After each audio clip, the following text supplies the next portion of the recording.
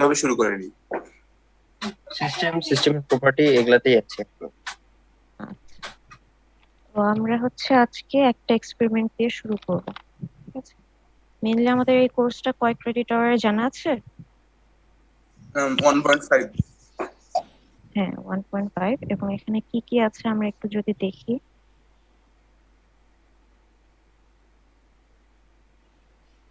সিলেবাসে আমাদের কোন কোন এক্সপেরিমেন্ট করতে হবে সেটা যদি একটু দেখি। আমাদের মেইনলি 10টা এক্সপেরিমেন্ট করতে হবে। ঠিক আছে, এখানে 10টা এক্সপেরিমেন্ট আছে। তো আজকে আমরা যেটা করব, viscosity test of liquid substance. এছাড়া হচ্ছে আরো যেগুলো আছে, determination of flash point, study of sling psychrometry, এরকম 10টা এক্সপেরিমেন্ট আছে। আর এখান থেকে আমরা আজকে 2 নম্বর এক্সপেরিমেন্টটা করব। তো এখন অনলাইনে জিনিসটা কিভাবে কন্ডাক্ট করা যায়, যদিও এটা আমরা বলতেছি সেশনাল, আমরা যদি অফলাইনে নিতাম তখন আমরা ল্যাবে যেতাম, তারপর একটা এক্সপেরিমেন্টের ব্রিফ দেওয়া হতো, এরপর আমরা ওই এক্সপেরিমেন্টটা চোখে দেখতাম কিভাবে কি হচ্ছে, এরপর তার উপর একটা রিপোর্ট রেডি করতাম। তো তোমাদের কি আর অন্য কোনো সাবজেক্টের সেশনাল হচ্ছে কিংবা করেছো যেটার ল্যাব রিপোর্ট জমা দিতে হয়েছে এরকম, কিংবা ল্যাব রিপোর্ট কি কোনো আইডিয়া আছে? No ma'am. No ma'am. আচ্ছা, ল্যাব রিপোর্টটা হচ্ছে প্রত্যেকটা সেশনাল করার পর একটা রিপোর্ট জমা দিতে হয়, কি যে তোমরা যে এক্সপেরিমেন্টটা করলা সেই রিলেটেড একটা রিপোর্ট। তো এখন হচ্ছে কিভাবে ল্যাব রিপোর্টটা লিখতে হবে সেটা আমি লাস্টে বলে দেব। আগে হচ্ছে একটু এক্সপেরিমেন্ট নিয়ে কথা বলবো। তো আমরা বললাম কি যে আজকে আমরা ভিসকোসিটি টেস্ট করব। কারো কি আইডিয়া আছে ভিসকোসিটি জিনিসটা কি? What is viscosity? ম্যাম, সান্দ্রতা। লিকুইড লেয়ারের মধ্যে যে ফ্রিকশন। একজন বলছে, কে বললো? বলো আবার। ম্যাম, লিকুইড লেয়ারের মধ্যে যে ফ্রিকশনাল ফোর্সটা ওইটাই ভিসকোসিটি। হ্যাঁ, আমরা যেটা কয়েকদিন আগেও ফিজিক্সে পড়ে এসেছো তোমরা, সান্দ্রতা শুনেছো না নামটা?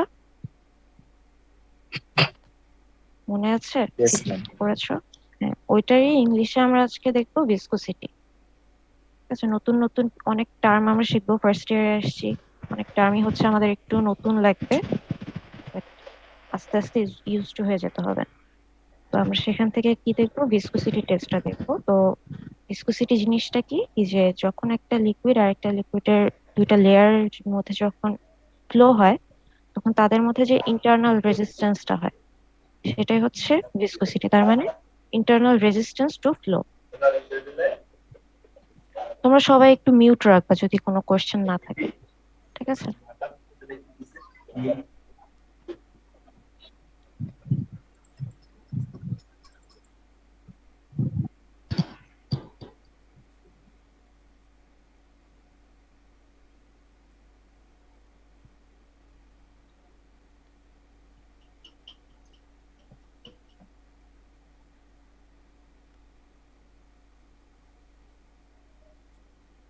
আমরা হচ্ছে একটু বোর্ডে দেখি কি যে ভিসকোসিটি জিনিসটা কি। হ্যাঁ, হ্যাঁ, অবশ্যই।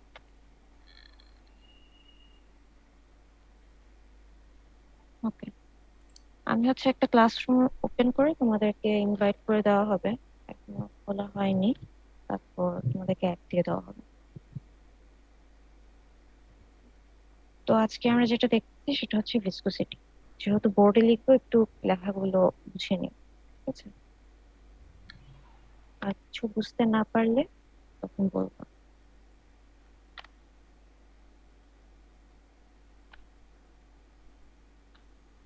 তো মেইনলি ভিসকোসিটিটা কি সেটা একটু দেখি।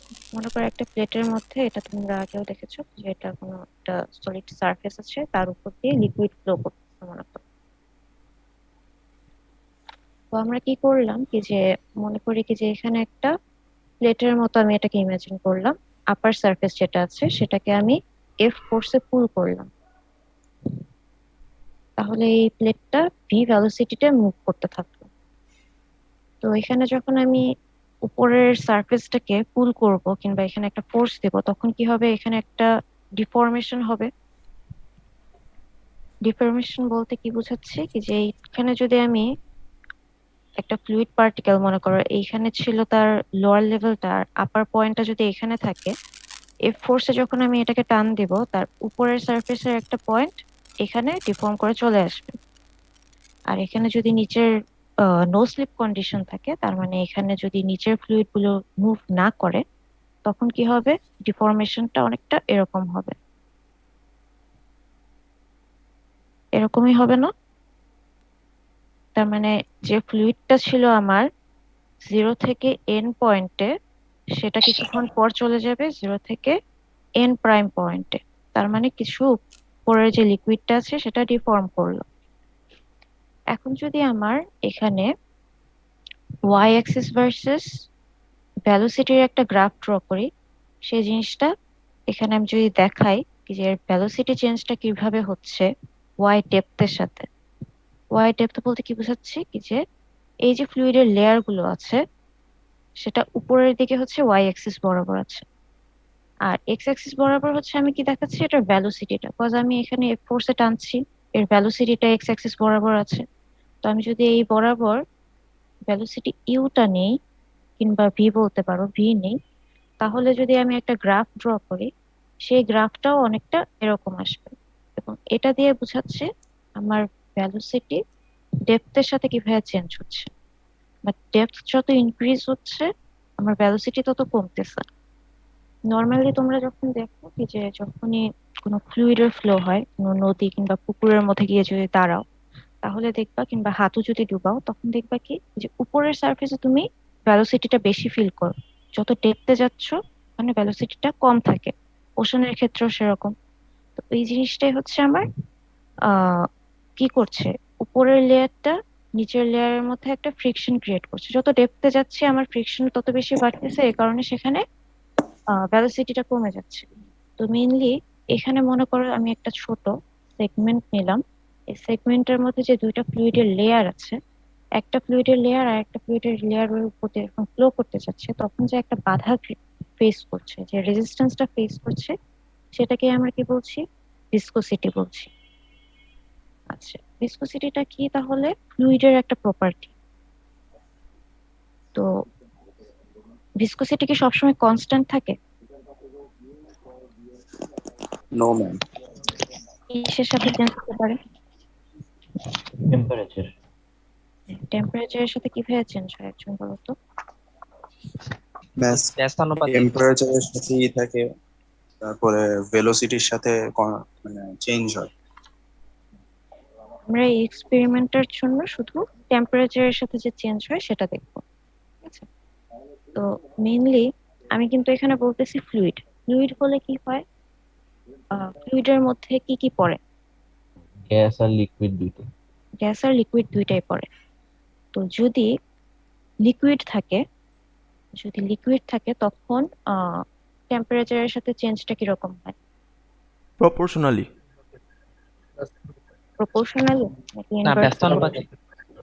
ও সরি, লগ আছে, লগ ছিল। অত কঠিন ভাবে চিন্তা করতে হবে না। তুমি বাসায় যে তেল গরম করো, শুরুতে তেলটা হচ্ছে গরম, মানে যখন নর্মাল টেম্পারেচারে থাকে তখন অনেক বেশি থিক থাকে না? তেলটাকে যখন তুমি গরম করে ফেলো তখন সেটা পাতলা হয়ে যায় না? Yes ma'am. এরকম না? তার মানে লিকুইডের ক্ষেত্রে কি হচ্ছে, আমি যখন টেম্পারেচার বাড়াচ্ছি, টিটা যখন আমি ইনক্রিজ করতেছি, তখন ভিসকোসিটিটা কি হচ্ছে, ভিসকোসিটিকে আমরা মিউ দিয়ে যদি এক্সপ্রেস করি, তাহলে কি হচ্ছে, ভিসকোসিটিটা কমে যাচ্ছে।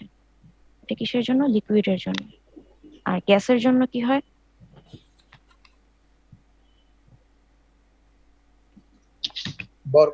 গ্যাসের জন্য সমানুপাতিক। গ্যাসের জন্য যখন আমি টেম্পারেচারটা বাড়াবো তখন ভিসকোসিটিটাও ইনক্রিজ করে। মানে এরকম হওয়ার রিজনটা কি, কারো মনে আছে? গ্যাসের গতিশক্তি বৃদ্ধি পায়, এর ফলে আন্তঃআণবিক শক্তি বৃদ্ধির ফলে এরকম। লিকুইডের ক্ষেত্রে যেটা হয় কি যে যখন এটার লিকুইডের মধ্যে কি থাকে, প্রত্যেকটা মলিকিউল একটা আরেকটার সাথে ক্লোজলি কম্প্যাক্ট থাকে না? মনে করো এখানে একটা কন্টেনারে লিকুইড আছে, প্রত্যেকটা মলিকিউল একটা আরেকটার সাথে ক্লোজলি কম্প্যাক্ট আছে, মানে হচ্ছে এদের মধ্যে একটা ইন্টারমলিকুলার অ্যাট্রাকশন ফোর্স কাজ করে, এখানকার ইন্টারমলিকুলার অ্যাট্রাকশন ফোর্সটা বেশি থাকে। যখন তুমি এখানে হিট দাও তখন কি হয়, প্রত্যেকটা মলিকিউলের মধ্যে ভাইব্রেশন হয় এবং একটা আরেকটা থেকে দূরে সরে যেতে থাকে। এই কারণে তখন তাদের ডেনসিটিটা কমে যায়, সাথে সাথে তাদের ভিসকোসিটিটা কমে যায়। আর গ্যাসের ক্ষেত্রে কি হয়, গ্যাস তো অলরেডি একটা আরেকটার থেকে দূরে দূরেই থাকে। একটা কন্টেনারে যদি গ্যাস থাকে, এক একটা মলিকিউল একটা আরেকটার থেকে দূরে দূরে থাকে। তো যখন গ্যাসকে হিট দেওয়া হয় তখন কি হয়, একটা গ্যাসের মলিকিউল আরেকটা গ্যাসের মলিকিউলকে ধাক্কা দেয়। ধাক্কা দেওয়ার সময় কি হয়, তাদের মোমেন্টাম একটা মলিকিউল থেকে আরেকটা মলিকিউলের মধ্যে ট্রান্সফার হয়। তো সেজন্য কি হয়, যখন হিট দেওয়া হয় তখন আরেকটা মলিকিউল একটা আরেকটা মলিকিউলের কাছাকাছি চলে আসে, তখন দেখা যায় কি যে এদের ডেনসিটিটা ইনক্রিজ করে, এরপরে তাদের ভিসকোসিটিটাও ইনক্রিজ হয়। তো ভিসকোসিটি যেহেতু টেম্পারেচারের সাথে চেঞ্জ হতে থাকে, তো এখানে একটা টার্ম আসে, ভিসকোসিটি ইন্ডেক্স। আমরা কি ভিসকোসিটি ইন্ডেক্স কখনো নাম শুনেছি? Yes ma'am. আচ্ছা, ভিসকোসিটি ইন্ডেক্স দিয়ে কি বোঝায়? সান্দ্রতা গুণাঙ্ক। হ্যাঁ, এটা তো বাংলায় হলো। জিনিসটা কি ছিল? Ma'am ma'am gradient of viscosity এরকম ছিল ম্যাম। Gradient of viscosity. ওইটা তো ডিভি বাই ডিওয়াই। হ্যাঁ, ডিভি বাই ডিওয়াই তো অন্য কিছু ছিল। তোমাদের মানে একটু হালকা হালকা মনে আছে, সব অত বেশি মনে নাই, সমস্যা নাই। তো ভিসকোসিটি ইন্ডেক্স যেটা হচ্ছে মেনলি যে টেম্পারেচারের সাথে ভিসকোসিটি কতটুকু চেঞ্জ হয় সেটাই এক্সপ্রেস করা হয় ভিসকোসিটি ইন্ডেক্স দিয়ে। তোমরা অনেক বইয়ে দেখবা কি যে বিভিন্ন অয়েল, লিকুইড, সাবস্টেন্স এগুলোর ভিসকোসিটি ইন্ডেক্স ভিআই দিয়ে এক্সপ্রেস করা হয়। এটা মেনলি ইন্ডিকেট করে টেম্পারেচারের সাথে ভিসকোসিটি কি পরিমাণ চেঞ্জ হচ্ছে। টেম্পারেচারের সাথে ভিসকোসিটি কি পরিমাণ চেঞ্জ হচ্ছে সেটাই হচ্ছে ভিসকোসিটি ইন্ডেক্স দিয়ে এক্সপ্রেস করা হয়। যেমন ধরো, অয়েল তো অনেক টাইপের হতে পারে। আহ যদি সিনথেটিক অয়েল হয় তার এক ধরনের ভিসকোসিটি ইন্ডেক্স থাকবে, ভিসকোসিটি ইন্ডেক্সের রেঞ্জ থাকবে। আবার যদি গ্লাইকল হয় কিংবা মাল্টিগ্রেড অয়েল হয়, সেগুলোর ক্ষেত্রে এক একটার জন্য এক এক ধরনের ভিসকোসিটি ইন্ডেক্স থাকবে। ভিসকোসিটি ইন্ডেক্সের কোনো ডাইমেনশন থাকে না, এটা কোনো ইউনিট নাই। ভিসকোসিটি ইন্ডেক্সে যদি আমি ইউনিট বলতে চাই, ভিসকোসিটি ইন্ডেক্সের কোনো ইউনিট নেই। এটা শুধু যে কোনো একটা নাম্বার দিয়ে বোঝায়, যেমন যে কোনো একটা অয়েলের ভিসকোসিটি ইন্ডেক্স হতে পারে 90, এরকম হতে পারে 80 হতে পারে, এরকম ভিসকোসিটি ইন্ডেক্স মিন করে। গেল। কিন্তু আমরা তো ইন্টারের বইয়ে পড়ছিলাম Newton second per metre square viscosity, coefficient of viscosity index, sorry unit. ওইটা ভিসকোসিটি ইন্ডেক্স না, এটা শুধু ভিসকোসিটি ছিল, যেটাকে আমরা মিউ বলতাম। এটা আমি বলছি ভিসকোসিটি ইন্ডেক্স, দুটা ডিফারেন্ট। মানে এটা পার সেলসিয়াস অথবা পার কুলম এইভাবে বোঝায় না মিস? এটার কোনো ইউনিট থাকবে না, এটা শুধু আমাকে মিন করবে কি যে টেম্পারেচারের সাথে ভিসকোসিটি কতটা চেঞ্জ হচ্ছে। যেমন একটা অয়েলের বলে দেওয়া থাকলো কি যে ভিসকোসিটি 90, আর একটা অয়েলের বলে দেওয়া থাকলো ভিসকোসিটি 80। তার মানে এটা থেকে বোঝা যাচ্ছে কি যে টেম্পারেচারের সাথে এটা 19 টাইপস হয়ে চেঞ্জ হতে পারে, আর এটা হচ্ছে 80 গ্রেডে চেঞ্জ হতে পারে। তো মেইনলি হচ্ছে ইন্ডেক্সটা দিয়ে টেম্পারেচারের সাথে কি পরিমাণ চেঞ্জ হচ্ছে সেই জিনিসটা বোঝানো হয়। ম্যাম ভিসকোসিটি ইন্ডেক্স কি ইটা দিয়ে প্রকাশ করা হয়? না, না, ভিআই দিয়ে প্রকাশ করা হয়। যেটা ইটা দিয়ে প্রকাশ করা হয় সেটা আমি একটু পরে বলবো, এটাকে ডাইনামিক ভিসকোসিটি বলে। ওকে মিস। ঠিক আছে, তো এটা গেল আমার ভিসকোসিটি ইন্ডেক্স। আর একটা জিনিস দেখছিলাম আমরা, এখন আসি আমরা টপিকটার মধ্যে কি যে ভিসকোসিটি কি টাইপের হয়। তো ভিসকোসিটি নিয়ে যখনই ডিসকাশন শুরু করবো, ফার্স্টে আসবে হচ্ছে dynamic viscosity. What is dynamic viscosity? তোমাদের লিকুইড চলন্ত অবস্থায় যে মানে ফ্রিকশনটা পায় ওইটাই। হ্যাঁ, আমরা নর্মালি যে ভিসকোসিটির ফার্স্টে যে সংজ্ঞাটা দিলাম সেটাই। এখন তোমাদের ভিসকোসিটি রিলেটেড একটা ল ছিল, মনে আছে কারো? নিউটনস ল, নিউটনের একটা সূত্র ছিল এরকম, eta A dv by dy. E equal to এটার। এফ ইকুয়ালস টু এই এফটা কি ছিল? জি সান্দ্রতা ডিসকাস ঠান্ডা বল রিপোর্টস বলছে এরকম কিছু পড়ে এসেছো? জি ডিইউ বাই ডিওয়াই দিয়ে কি বোঝাচ্ছে? বেগের নতি, ভেলোসিটি গ্রেডিয়েন্ট। Velocity gradient. ঠিক আছে, এটা হচ্ছে আমাদের তাহলে কি বলবো, ভেলোসিটি গ্রেডিয়েন্ট। তার মানে rate of change of velocity যেটাকে বলি। ওই যে আমরা যে ড্রয়িংটা করেছিলাম এরকম, এখানে আমার যদি এই বরাবর হচ্ছে ওয়াই হয়, ওয়াই অ্যাক্সিস যদি এই বরাবর হয়, আর এ বরাবর যদি ভেলোসিটি ইউ হয়, তাহলে এখানে যে আমি ভেলোসিটি গ্রেডিয়েন্টটা পাবো, rate of change of velocity, সেটাই হচ্ছে ডিইউ বাই ডিওয়াই। আর এই ফোর্সটাকে, যে ফোর্সে আমি এটাকে পুল করছি, আর এটা কি ক্রস সেকশনাল এরিয়াটা ছিল, এদিকে ফোর্সটা দিচ্ছি, তার ক্রস সেকশনাল এরিয়াটা ছিল। এখন আমি যদি এই এটাকে এফ এর নিচে নিয়ে যাই, তাহলে এফ বাই এ কে একটা টার্ম দিয়ে এক্সপ্রেস করা যায়। সেটা কি ছিল, কারো মনে আছে? মানে চাপ প্রেশার। আচ্ছা, এখানে এরিয়া প্রেসার আসবে না, এখানে আসবে হচ্ছে, এটাকে বলবো আমরা শেয়ার স্ট্রেস। প্রেসারটা হচ্ছে একটা নর্মাল স্ট্রেস, আর শেয়ার স্ট্রেস হচ্ছে প্যারালাল স্ট্রেস। মনে করো এই যে এরকম একটা সারফেসের উপর দুইভাবে ফোর্স কাজ করতে পারে, ফোর্স পার ইউনিট এরিয়া। তো তোমার এখানেও যদি এই বরাবর ফোর্সটা কাজ করে, সেটাকে আমরা বলতেছি শেয়ার স্ট্রেস। আর যদি এটা লম্বভাবে কাজ করতো, তখন সেটাকে আমরা বলতাম প্রেসার।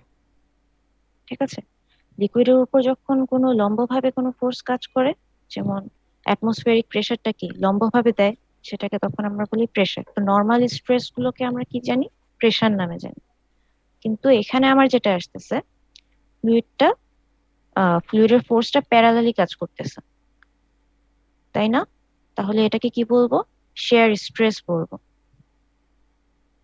এটা হচ্ছে ফোর্সের ডিরেকশনের উপর ডিপেন্ড করতেছে। তাহলে এটা কি বলছি আমরা, শেয়ার স্ট্রেস। Share stress. তো নিউটনস ল অফ ভিসকোসিটি যেটা বলতেছে, যে শেয়ার স্ট্রেসকে আমরা কি দিয়ে এক্সপ্রেস করতে পারি, শেয়ার স্ট্রেসকে আমরা থিটা টাও দিয়ে থিটা টাও দিয়ে এক্সপ্রেস করব। Tau is equal to mu du by dy. ঠিক আছে, এখানে যে মিউটা আছে, মিউটা হচ্ছে একটা প্রপোর্শনালিটি কনস্ট্যান্ট। আমরা জানি নিউটনস ল যেটা বলছে কি, যে যখন কোনো ফ্লুইডের দুইটা লেয়ার একটা একটার উপর দিয়ে যখন ফ্লো করবে, তখন কি হবে কি, যে তাদের মধ্যে যে শেয়ার স্ট্রেসটা থাকবে, এই যে শেয়ার স্ট্রেসটা থাকবে, that is directly proportional to the velocity gradient. তার মানে tau is proportional to du by dy. Shear স্ট্রেসটা কি ব্যাবর্তন যে পীড়ন ছিল ওইটা না? আমার ঠিক বাংলা টার্মটা মনে নেই, অনেক আগে বাংলা পড়েছিলাম, হতে পারে সেটাই যেটা তুমি বলতেছো। তো এখানে যেটা দেখছি, নিউটনস ল যদি আমাকে জিজ্ঞেস করা হয় এখন, তাহলে আমি সহজ ভাষায় যেটা বলবো কি, যে shear stress is directly proportional to the velocity gradient. আর এখানে যদি আমি ওই প্রপোর্শনালটা উঠিয়ে দিই, তো প্রপোর্শনালিটি যে কনস্ট্যান্টটা আসে, সেটা হচ্ছে মিউ, যেটাকে আমরা ডাইনামিক ভিসকোসিটি নামে জানি। ঠিক আছে, আমরা এতক্ষণ ওই যে তোমরা যে বলতেছিলা newton second per metre square, তো ওগুলো কি আসতেছে, কোথা থেকে আসতেছে, এই ডাইনামিক ভিসকোসিটিটাই তোমরা পড়েছো, সেটা আসতেছে। ঠিক আছে, এগুলো তো সব আগের পড়া, এখানে কোনো ডাউট আছে এতটুকুর মধ্যে কারো? কোনো ডিইউ বাই ডিওয়াই এটাকে কি বলতে? ডিইউ বাই ডিওয়াই কে বলা হয় ভেলোসিটি গ্রেডিয়েন্ট, মানে rate of change of velocity. এখানে দেখো, এখানে যদি আমি এই লাইনটা নিই, এটাকে কি বোঝাচ্ছে, ডিইউ বাই ডিওয়াই। তার মানে ওয়াই এর সাথে সাথে এটা কতটুকু চেঞ্জ হচ্ছে, ওয়াই ডেপথের সাথে ভেলোসিটিটা কতটুকু চেঞ্জ হচ্ছে, সেটাই। শুরুতে আমার ভেলোসিটি কি থাকতেছে, ইউ, আর নিচের দিকে যেতে যেতে এর ভেলোসিটিটা 0 হয়ে যাচ্ছে, এরকম। তো এটা গেল হচ্ছে আমার ডাইনামিক ভিসকোসিটি। ডাইনামিক ভিসকোসিটির সংজ্ঞা আসলে আমরা বলতে পারবো নর্মাল ভিসকোসিটি যে সংজ্ঞাটা থাকে সেরকমই, কি হলো কি যে যখন একটা ফ্লুইডের লেয়ার আর একটা ফ্লুইডের সাথে যখন ফ্লো করতে থাকে তার মধ্যে যে রেজিস্ট্যান্সটা ফিল হয় সেটা কিসের জন্য ফিল হয়, এই ভিসকোসিটির জন্য ফিল হয়। নেক্সটে যাই, আরেকটা টাইপের ভিসকোসিটি আছে যেটাকে বলা হয় কাইনেমেটিক ভিসকোসিটি।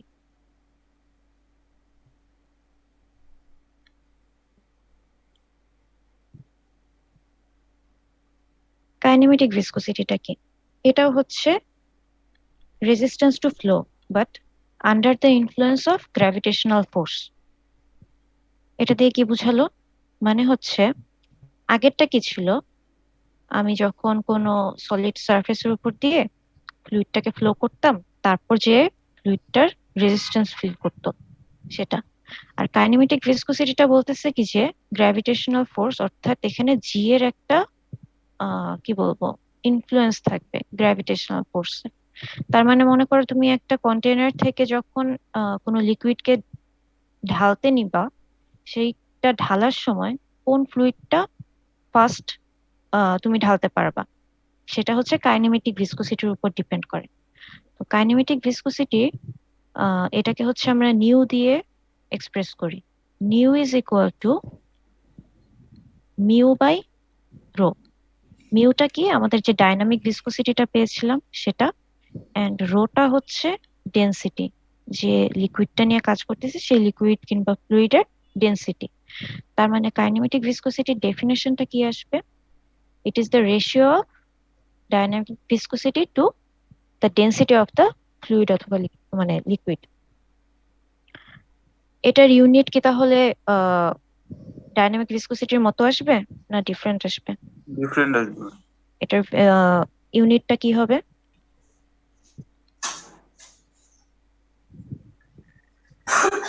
পার কেজি মিটার কিউব,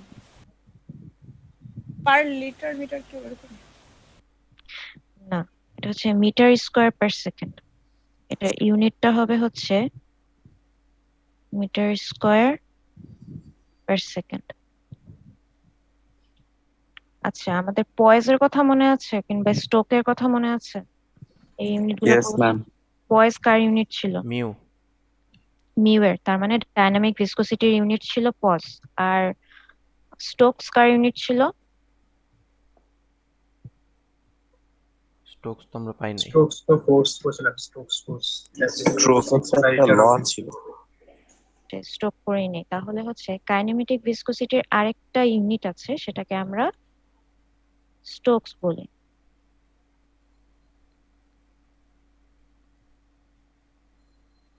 এই ইউনিটটা আসতেছে সিজিএস ইউনিট, যেটা আমরা বলি শেওয়াইজ। ম্যাডাম মিটার স্কয়ার পার্সেন্ট কি স্টোকস বলা হয়? না, 1 সেন্টিমিটার স্কোয়ার পার সেকেন্ড কে বলা হয় 1 stroke.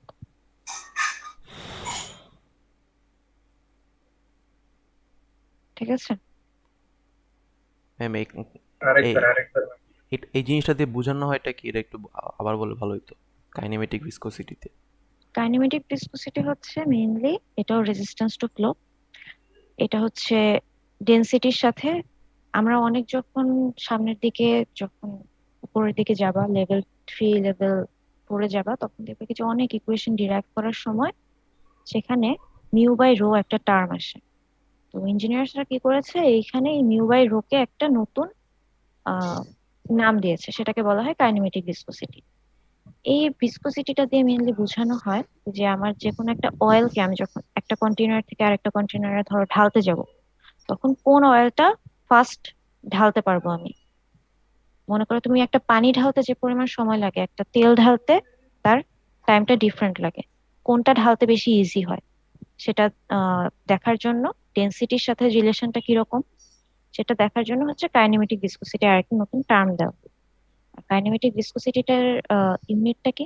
Metre square per second, অথবা এটা সেন্টিমিটার স্কোয়ার পার সেকেন্ড যদি হয় তখন তাকে বলা হয় 1 স্টোকস। ঠিক আছে?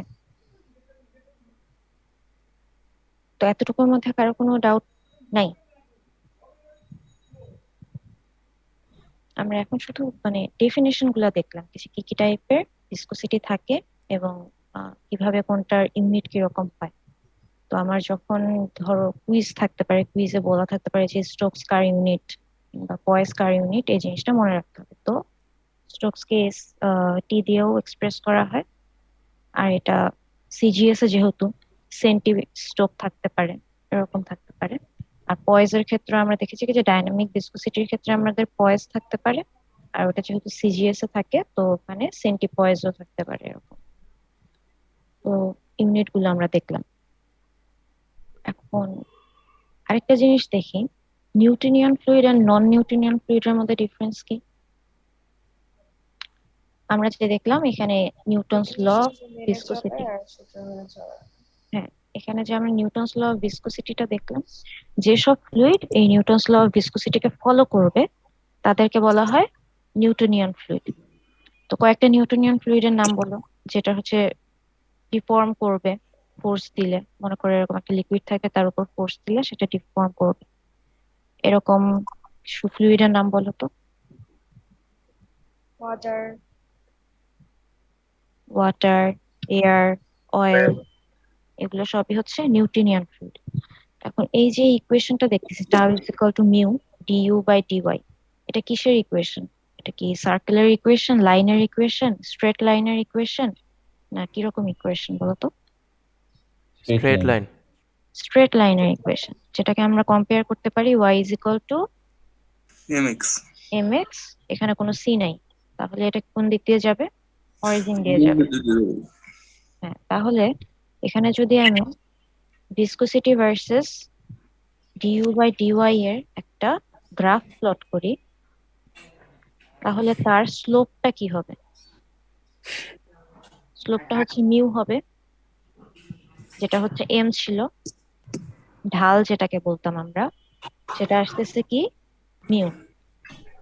তো এখানে ধরো তিনটা লাইন দিয়ে দিলাম আমি,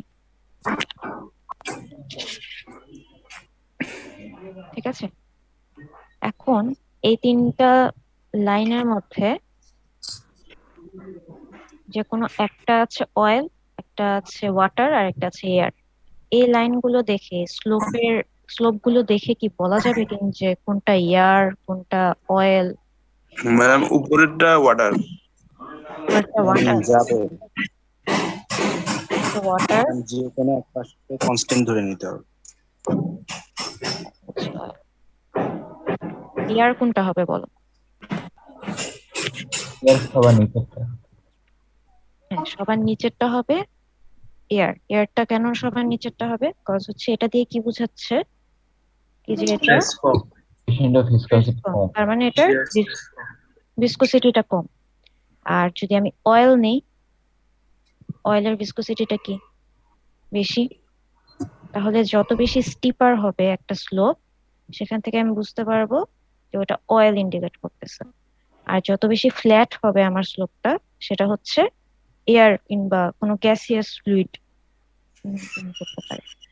আর যখন মিডলে থাকবে তখন আমরা সেটাকে ওয়াটার ধরতে পারি, ঠিক আছে? এইভাবে তাহলে আমরা দেখলাম কি যে নিউটনিয়ান ফ্লুইডের জন্য গ্রাফটা কিরকম আসে। এখন যদি এটা নন নিউটনিয়ান ফ্লুইড হতো, তাহলে কি গ্রাফটা স্ট্রেট ম্যাডাম লাইনে আসতো? ম্যাডাম বলো। গ্রাফটা একটু আরেকবার বুঝে। আচ্ছা, গ্রাফটা বলতেছে কি যে এটা আমার স্ট্রেট লাইনের ইকুয়েশন, তাহলে আমি শিয়ার স্ট্রেস ভার্সেস ভেলোসিটি গ্রেডিয়েন্টের একটা গ্রাফ প্লট করলাম। গ্রাফ প্লট করে তোমাকে ধরো তিনটা লাইন দিয়ে দেওয়া হলো, বলতে হবে কি যে এইখান থেকে কোনটা এয়ার কোনটা ওয়াটার কোনটা অয়েল আছে। তো যার স্লোপটা বেশি স্টিপার হবে, মানে হচ্ছে কি বলবো এটাকে, স্টিপারের বাংলা ভুলে গেছি। তো যেটা বেশি এইরকম ঢালটা হচ্ছে স্টিপার থাকবে, সেটাকে বলবো হচ্ছে তার ভিসকোসিটিটা বেশি। এটাকে খাড়া বোঝাচ্ছে। হ্যাঁ হ্যাঁ, ওটাই, হ্যাঁ ওটাই। ওটা হচ্ছে ওটা দিয়ে বুঝবো কি যে এটার ভিসকোসিটিটা বেশি আছে, যেমন অয়েলের। তাহলে এখান থেকে এই লাইনটা দিয়ে বোঝা যাচ্ছে এটা অয়েলের জন্য থাকবে। আর যেটা বেশি ফ্ল্যাট থাকবে, ঠিক আছে, সেটা দিয়ে কি বুঝাবো কি যে সেটার ভিসকোসিটিটা কম আছে, শিয়ার স্ট্রেসটা কম, তার ডিফরমেশন ভেলোসিটি গ্রেডিয়েন্টটাও কম থাকতেছে, সেটার জন্য কি হচ্ছে কি যে সেটা আমরা কি হবে এটাকে বলবো হচ্ছে গ্যাস বলতে পারি, যেমন এখানে এয়ার বলতে পারি যেহেতু এটা ফ্ল্যাটার আছে। আর ওয়াটারটা কি থাকে? বসতে ইচ্ছে করে না বারবার।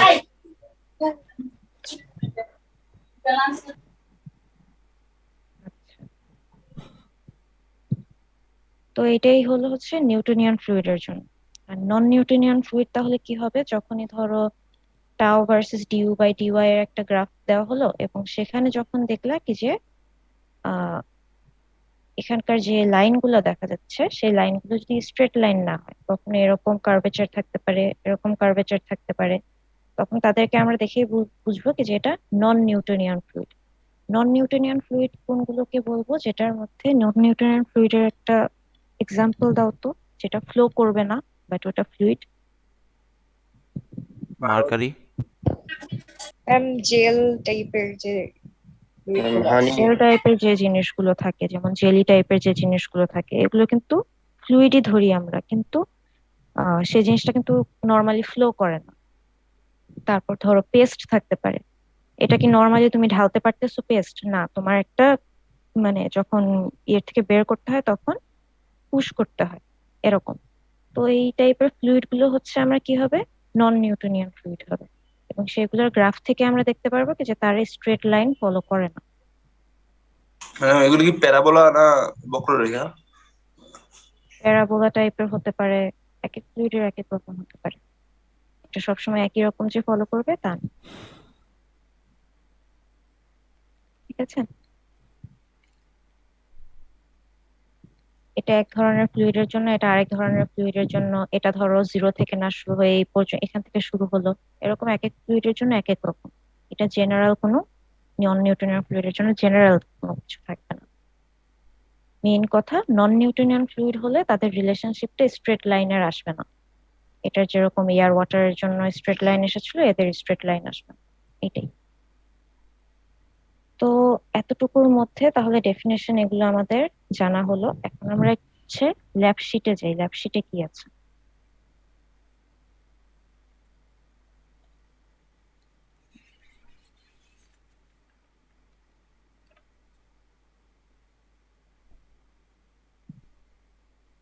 দেখা যাচ্ছে? ম্যাম দেখা যাচ্ছে। আচ্ছা, আমাদের এক্সপেরিমেন্টটা হচ্ছে viscosity test of liquid substance. তো এখানে আমাদের অবজেক্টিভ হচ্ছে determine of kinematic viscosity. Kinematic viscosity কি এখন আমরা জানি। কাইনেমেটিক ভিসকোসিটি হচ্ছে ডাইনামিক ভিসকোসিটি এবং ডেনসিটির রেশিওকে বোঝায়। এবং to determine the SAE of the liquid substance. এসিইটা কি সেটা আমরা নতুন করে শিখবো। এসিইটা হচ্ছে, এখন বাজারে অনেক টাইপের অয়েল পাবা, ঠিক আছে? এখন কখন তোমার কোন অয়েল ইউজ করতে হবে, কোন ইঞ্জিনের জন্য কোন অয়েল ইউজ করতে হবে, সেটার জন্য অয়েলকে বিভিন্ন গ্রেডে ভাগ করে দেওয়া হয়েছে, ঠিক আছে? তো অয়েলের গ্রেডিং করা হয়েছে, সেই অয়েলের গ্রেডিংটাই হচ্ছে এসিই দিয়ে এক্সপ্রেস করা। এসিই এর ফুল ফর্মটা হচ্ছে সোসাইটি অফ অটোমোটিভ ইঞ্জিনিয়ার্স। এখন যখনই তুমি অয়েল কিনতে যাবা, দেখবা কি যে অয়েলের গায়ের মধ্যে লেখা থাকে এসিই কত আছে, কিংবা দুইটা নাম্বার দেওয়া থাকে যে 10W40, 5W30, এরকম দেওয়া থাকে। তো আমাদের ওইটাই দেখতে হবে এক্সপেরিমেন্টে যে অয়েলের কোন অয়েলের গ্রেডিংটা কত, বা তোমাকে একটা স্যাম্পল দিয়ে দেওয়া হলো, তার কাইনেমেটিক ভিসকোসিটি কত সেটা বের করতে হবে এবং তার গ্রেডিংটা বের করতে হবে। তো আমি যদি গ্রেডিংটা একটু বুঝাই আবার বোর্ডে গিয়ে,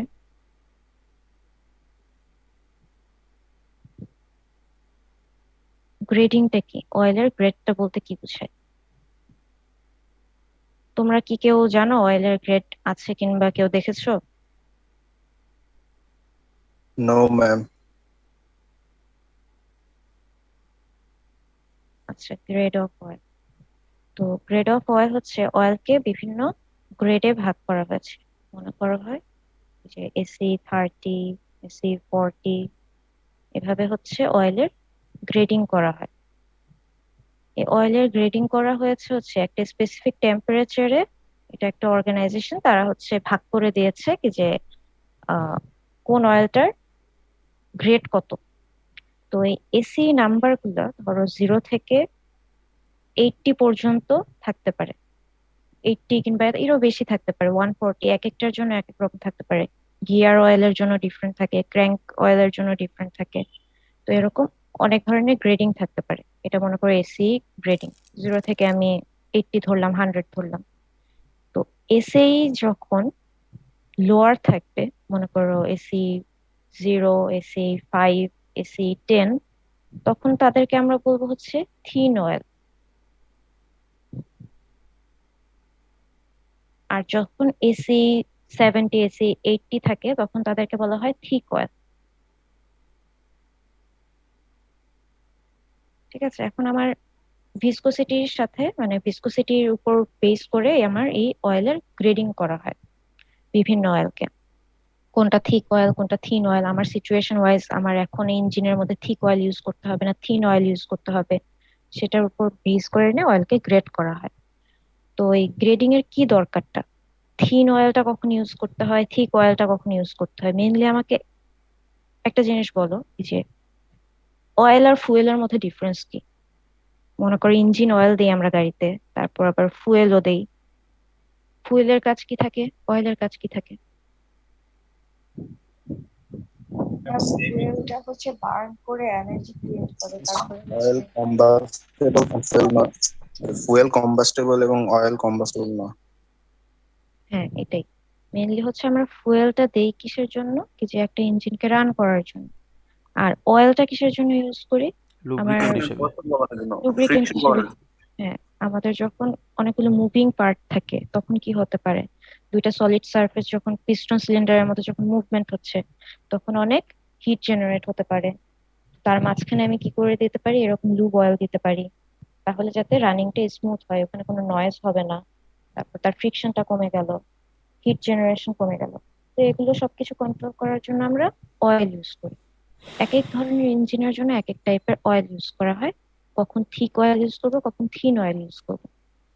তো আমার এখানে যখন এসি 30-40 বলা থাকবে তাদেরকে আমরা বলা হয় হচ্ছে single grade oil.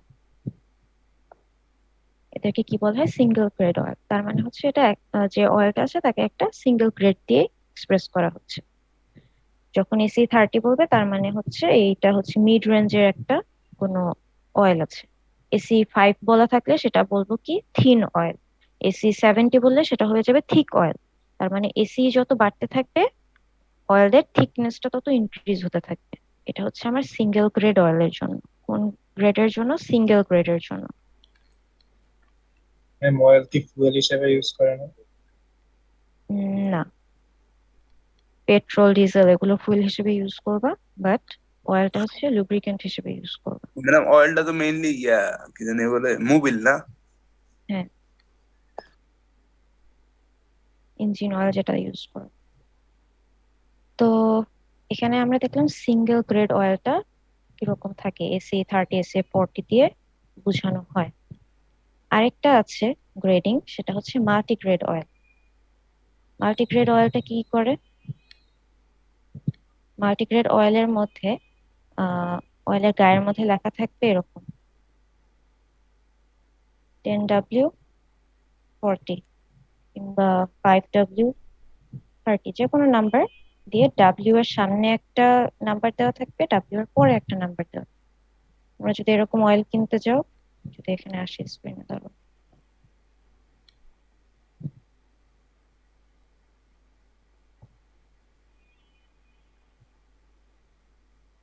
down to friction. If you think about dragging. আচ্ছা এই যে দেখো এখানে অয়েলের উপর লেখা আছে 5W40। ঠিক আছে, এক একটা অয়েলের উপর এভাবে লেখা থাকে যে 15W40। এরকম হচ্ছে অয়েলের গ্রেড দেওয়া থাকে। তুমি যখন অয়েলটা কিনতে চাও তখন তোমাকে এরকম গ্রেড দেওয়া থাকে, তখন এই গ্রেড গুলো কিভাবে বের করতে হয় সেই জিনিসটাই আমরা দেখতেছি এখন। এই জিনিসটা দিয়ে যেটা বুঝায় সেটা হচ্ছে মাল্টি গ্রেড অয়েল বলে, এগুলোকে বলা হয় মাল্টি গ্রেড অয়েল।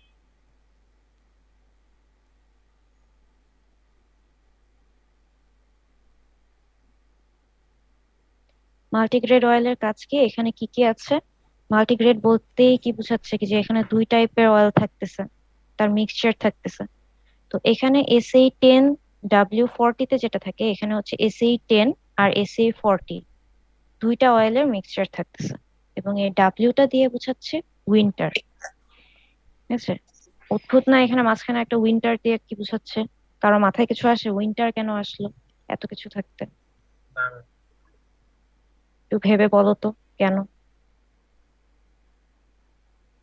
ম্যাডাম শীতকালে হচ্ছে তেল ঘন হয়ে যায় এ কারণে। হ্যাঁ, আমরা কি দেখেছি কি যে টেম্পারেচারের সাথে ভিসকোসিটির রিলেশনটা কিরকম থাকে, চেঞ্জ হতে থাকে, এটা কনস্ট্যান্ট থাকে না। তো ধরো তুমি গাড়ি চালাচ্ছ কিংবা গাড়ি চালাও, তোমার মুভিং পার্টের জন্য তুমি অয়েল ইউজ করো। তো তুমি আজকে গাড়ি চালাচ্ছ না, গাড়ি যদি তুমি রেখে দিলা, তখন কি হলো তোমার যে গাড়িটা রেখে দিলে কি হবে, তোমার যত পার্টস এর যত অয়েল গুলো আছে, একটা অয়েলের সাম্প থাকে কিংবা একটা ট্রে এর মধ্যে সব অয়েল গুলো ন্যাচারালি জমা হতে থাকবে।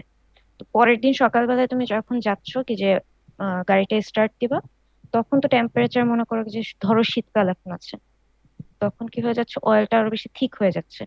শুরুতে যখন তুমি গাড়িটা স্টার্ট দেবে, এখন অয়েলটা যদি ঠিক থাকে তাহলে ওটা কি সুন্দর মতো লুব্রিকেন্ট করতে পারবে? আমার কি হতে হবে, একটা সার্টেন টেম্পারেচারে যাওয়ার পর ওটা একটু স্লিপারি টাইপের হবে, স্টিকিনেসটা তখন ভালো থাকবে, তখন আমি ভালো মতো রান করতে পারবো। ও, এই জন্য ম্যাডাম অনেক গাড়ি শুরুতে স্টার্ট ধরে না।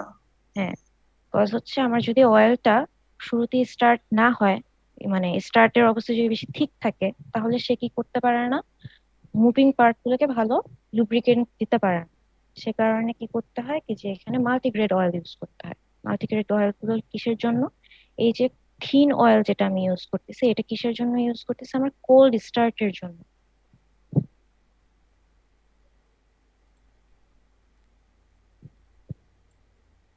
আর এই যে SE40 ইউজ করতেছি যেটা থিক অয়েল, এটা কিসের জন্য, নর্মালি যে আমরা রানিং করতেছি, হাই টেম্পারেচারে যে রানিং করতেছি, সেই রানিংটা যাতে স্মুথ হয় সেটার জন্য আমি SE40-30 যেটা আছে সেটা ইউজ করতেছি।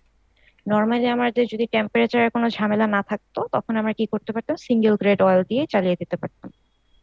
কিন্তু যেহেতু কোল্ড টেম্পারেচার, স্টার্টটা আরেকবার একটু বলতে হবে। কোল্ড স্টার্ট হচ্ছে নর্মালি যখন ইঞ্জিনটা অফ থাকে, মনে করো তুমি আজকে গাড়ি চালাচ্ছ না, এখন শীতকাল, শীতকালের ক্ষেত্রে কি হয়, অয়েলটা ঘন হয়ে যায়। তোমরা নারিকেল তেলই দেখো শীতকালে জমে যায়, এরকম না? তো তখন কি হয় কি যে ইঞ্জিন অয়েলটাও আহ ঘন থাকে শুরুতে। স্টার্ট নিলে তখন কি হয়, মুভিং পার্ট গুলোতে লুব্রিক্যান্ট গুলো যেতে পারে না, এটার থিকনেস বেশি থাকার কারণে। যদি তুমি শুধু সিঙ্গেল গ্রেডটা ইউজ করতা, SE40টা শুধু ইউজ করতেছো, তখন কি হচ্ছে, আমার ইঞ্জিনটা স্টার্ট ভালো মতো হচ্ছে না, তখন আমি কি করব, মাল্টিগ্রেড অয়েলটা ইউজ করব। তাহলে কি হবে, এই যে SE10টা থাকতেছে কিংবা SE5টা থাকতেছে, যেটা থিন অয়েল থাকতেছে, এই থিন অয়েলটা আমার কিসে হেল্প করতেছে, ইঞ্জিনটা স্টার্টে হেল্প করতেছে। আর যখন আমার ইঞ্জিনটা রান করতেছে, মনে করো 100 ডিগ্রি সেলসিয়াস চলে গেল, ইঞ্জিন মুভ করতেছে, একটা সার্টেন টেম্পারেচারে চলে যাওয়ার পর, তখন রানিং এর জন্য হচ্ছে আমার SE30 SE40 গুলো হেল্প করতেছে। তার মানে এখানে দুইটা অয়েল ইউজ করা হয়েছে, একটা হচ্ছে SE30 আর একটা হচ্ছে SE10 কিংবা SE5, দুটার মিক্সচার করে নিয়ে একটা মাল্টিগ্রেড অয়েল বানানো হয়েছে। এখানে একটা যদি আমি ভিডিও দেখাই, তোমাকে একটা ইয়ে দেখাচ্ছি। এখানে শুধু একটা জিনিস দেখাবো, সেটা হচ্ছে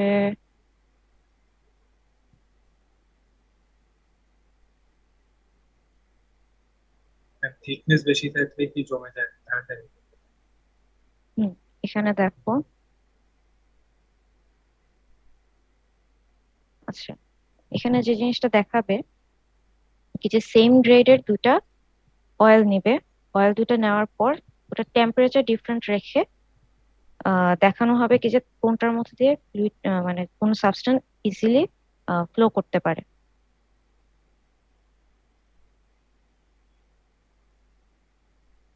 মনে করো এখানে দেওয়া আছে 5W20 গ্রেডের একটা অয়েল,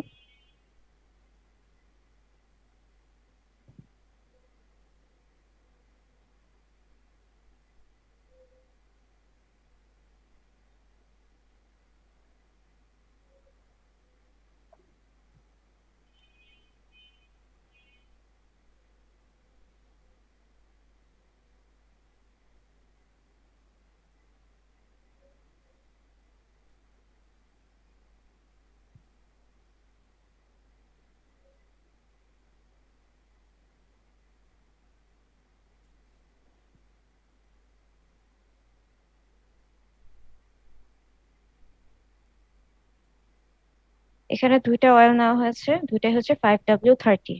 দুইটা 5W30 অয়েলের মধ্যে এখন হচ্ছে এই বল শেপের একটা বল এখানে যদি ছেড়ে দেওয়া হয়, দুইটার ওয়েট যদি সেম থাকে, দেখবা কি যে যখন কোল্ড থাকতেছে তার মধ্যে দিয়ে এটার ফ্লো করতে বেশি টাইম লাগবে, আর যখন হট থাকতেছে কিংবা রুম টেম্পারেচারে থাকতেছে তখন সেটা ইজিলি ফ্লো করবে। তো আমাদের ইঞ্জিনের মধ্যেও এরকম হয় কি যে আমার সেম গ্রেডের অয়েল আছে, কিন্তু টেম্পারেচার ডিফারেন্ট হওয়ার কারণে একটার মধ্যে দিয়ে মানে ইঞ্জিনটা রান হতে ডিফারেন্সটা কোথায় থাকে।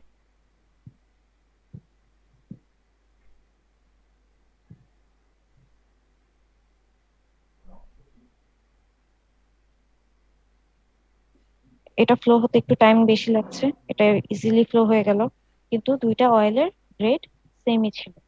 ঠিক আছে, তো ইঞ্জিনের মধ্যেও এরকম, যখন কোল্ড টেম্পারেচারে থাকে তখন রানিংটা অত বেশি হয় না, কজ অয়েলটা তখন বেশি থিক হয়ে যায়। আর যখন কিছুক্ষণ পর তুমি রান করতেছো, ইঞ্জিন গুলো গরম হয়ে যাবে, তখন অয়েল গুলো দেখবা কি যে একটু তার ইয়াটা কমে যাবে, মানে ভিসকোসিটিটা, তখন এটা আরো সুন্দর মতো রান করতে পারবে, লুব্রিকেন্ট হিসেবে আরো ভালো ইউজ করতে পারবে। ঠিক আছে, তাহলে গ্রেডিংটা বোঝা গেল এটুকুর মধ্যে। অয়েলের তাহলে কয় টাইপের গ্রেডিং হয়? সিঙ্গেল গ্রেড অয়েল থাকতে পারে, মাল্টি গ্রেড অয়েল থাকতে পারে। সিঙ্গেল গ্রেড অয়েল গুলোকে কি বলে? AC30, AC40 এভাবে দেওয়া হয়। এসি যখন যত বাড়তে থাকবে তা দিয়ে বুঝাবে হচ্ছে আমার থিক অয়েল, আর যখন এসি এর ভ্যালুটা কম থাকবে তখন তাকে বলা হবে থিন অয়েল। আর হচ্ছে গিয়ে মাল্টিগ্রেড অয়েল গুলো কিসের জন্য ইউজ করা হয়? এখানে দুইটা অয়েলের মিক্সচার ইউজ করা হয় এবং বিভিন্ন অ্যাডিটিভস দিয়ে এরকম বানানো হয় কি যে এটা দুইটা টেম্পারেচার মানে দুইটা ক্যারেক্টারিস্টিক্স শো করতে পারে। এই অয়েলটা কোল্ড স্টার্টের জন্য হচ্ছে AC10, আর হট মানে হাই টেম্পারেচারে যখন রানিং হবে তখন AC30, 40 এগুলো ইউজ করা হয়। তো এক একটা ইঞ্জিনের জন্য এক এক ধরনের অয়েল ইউজ করা হয়, ইঞ্জিনের স্পেসিফিকেশনে বলা থাকতে পারে। তো এরকম। তো আজকের এক্সপেরিমেন্টের কাজই হচ্ছে আমার অয়েলের গ্রেডটা কিভাবে বের করতে পারি।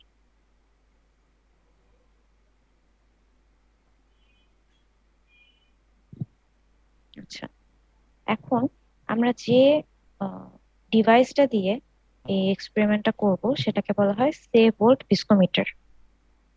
ঠিক আছে, ইউনিভার্সাল সেভ ভোল্ট ভিস্কোমিটার।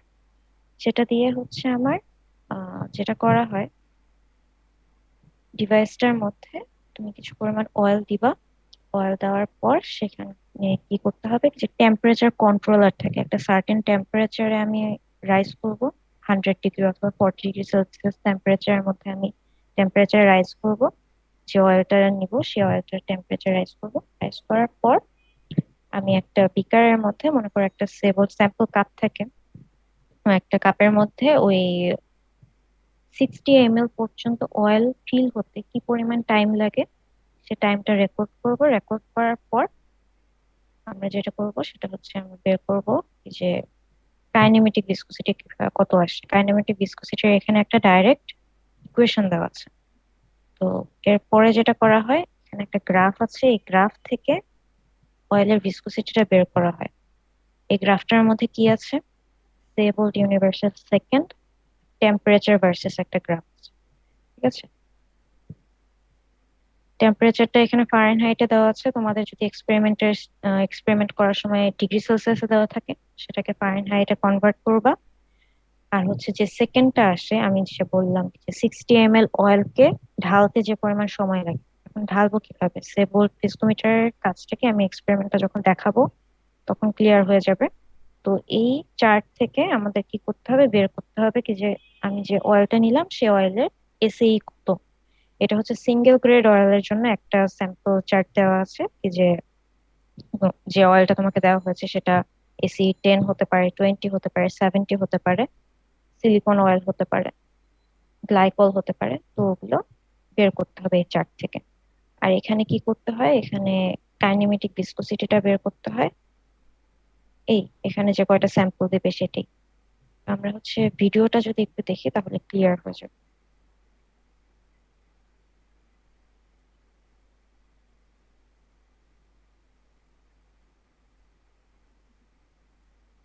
স্ক্রিনে এসেছে সবার? কেউ শুনতে না পারলে আমাকে বলবা।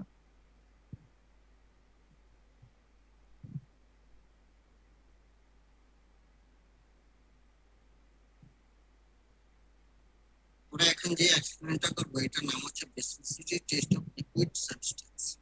সাবস্টেন্সের ভিসকোসিটি টেস্ট করতে আমরা যে ইকুইপমেন্টটা ইউজ করবো এই ইকুইপমেন্টটার নাম হচ্ছে সেবোল্ট ইউনিভার্সাল ভিসকোমিটার বাল্ব। এখন আমরা এই ইকুইপমেন্টটা সম্পর্কে পরিচিত হব। প্রথমে আমরা দেখি এখানে যে টেম্পারেচার হচ্ছে টেম্পারেচার কন্ট্রোলার। আমরা যে টেম্পারেচারটা সেট করবো সেট কন্ট্রোলার হচ্ছে এটা। দেখেন দেখাচ্ছি আমরা ম্যাডাম সাউন্ডটা ক্লিয়ার না। ম্যাম সাউন্ড ভেঙে ভেঙে আসছে এবং ভিডিওটা ভেঙে ভেঙে আসছে।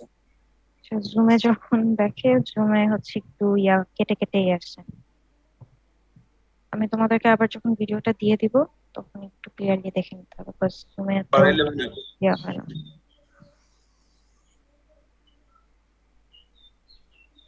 সাউন্ড একটু বাড়াইলে ভালো হইতো। আচ্ছা, বাড়িয়ে দিচ্ছি।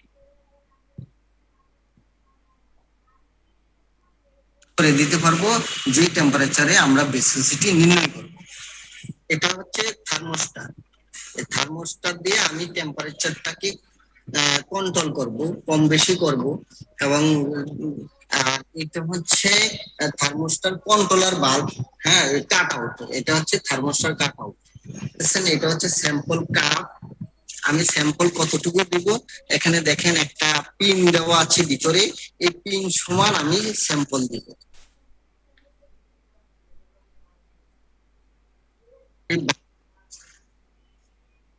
এই বাতের ভিতরে আমাদের সিলিকন অয়েল আছে, এটা হচ্ছে সিলিকন অয়েল ইনলেট, আর এখানে হচ্ছে সিলিকন অয়েল আউটলেট, আর এটা হচ্ছে সিলিকন অয়েল ওভারফ্লো। এখানে যে দুইটা লাইন দেওয়া আছে এই লাইন দুটো হচ্ছে কুলিং ওয়াটার ইনলেট আর কুলিং ওয়াটার আউটলেট। আমরা যে স্যাম্পলটা দিব এই স্যাম্পলটা রিসিভিং ফ্লাক্স আমরা কতটুকু নিব 60 ml পর্যন্ত। সেই গোল্ড ভিসকোমিটার যদি হয় তাহলে 60 মিটার হইতে যে সময়টুকু লাগে, ড্রপিং হইতে যে সময়টুকু লাগে সেই সময়টা আমরা কাউন্ট করে নিব স্টপ ওয়াচ দিয়ে। আমাদের লাগবে হচ্ছে থার্মোমিটার টেম্পারেচার মেজার করার জন্য, হচ্ছে বল বাল্ব। আমরা স্যাম্পলটা দেওয়ার আগে এই কাপের মধ্যে স্যাম্পল কাপের নিচে ছিদ্র আছে, ছিদ্রটাকে বন্ধ করে দেওয়ার জন্য আমরা এটা ইউজ করি। যখন আমাদের টেম্পারেচার সেই টেম্পারেচারে চলে আসবে তখন আমরা বল বাল্বটা সরিয়ে নিব। বল বাল্বটা সরিয়ে নেওয়ার পরে স্যাম্পল এখান দিয়ে ড্রপ করতে শুরু করবে।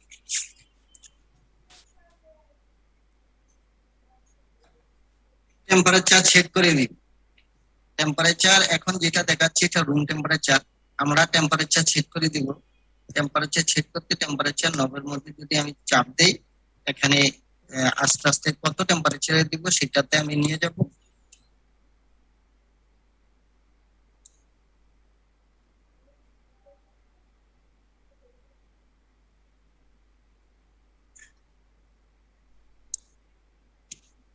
আমি 40 ডিগ্রি টেম্পারেচার সেট করে দিলাম। এখন আমি বল বাল্বটা স্যাম্পল কাপের ছিদ্রটাকে বন্ধ করার জন্য দিয়ে দিলাম, সেট করে দিলাম। এই স্যাম্পল কাপের মধ্যে দিলাম। আগেই বলে নিছি যে এখানে একটা পিন আছে, পিনের মাথা পর্যন্ত স্যাম্পল দিতে হবে। দেখেন আপনার কতটুকু স্যাম্পল দেওয়া হয়েছে। ওকে, এই স্যাম্পল কাপের উপরে দেওয়ার জন্য একটা কাভার আছে, আমরা এই কাভারটা এখানে ইউজ করে দিলাম। টেম্পারেচার আমার 40 ডিগ্রিতে আসলো কিনা সেটা দেখার জন্য আমি এখানে আস্তে একটা থার্মোমিটার সেট করে দিলাম। এখন আমি পাওয়ার সুইচ অন করে দিলাম, সাপ্লাই সুইচটা অন করে দিলাম। প্রায় 20 মিনিট পরে 40 ডিগ্রিতে চলে এসেছে। আমরা এখন কি করব, স্যাম্পলটাকে ড্রপিং করব। প্রথমে আমরা থার্মোমিটারটা উঠিয়ে নিলাম, তারপরে কাভারটা সরিয়ে দিলাম। এখন আমরা রিসিভিং ফ্লাক্সের মধ্যে ফালাবো। এই পড়তে 60 ml পড়তে যেই সময়টা লাগবে এই সময়টা আমরা স্টপওয়াচের মাধ্যমে কাউন্ট করে নিব। আমরা ফালাচ্ছি স্টার্ট। দেখেন আমি বল বাল্বটা সরিয়ে দেওয়ার সাথে সাথে স্যাম্পল ড্রপিং হচ্ছে।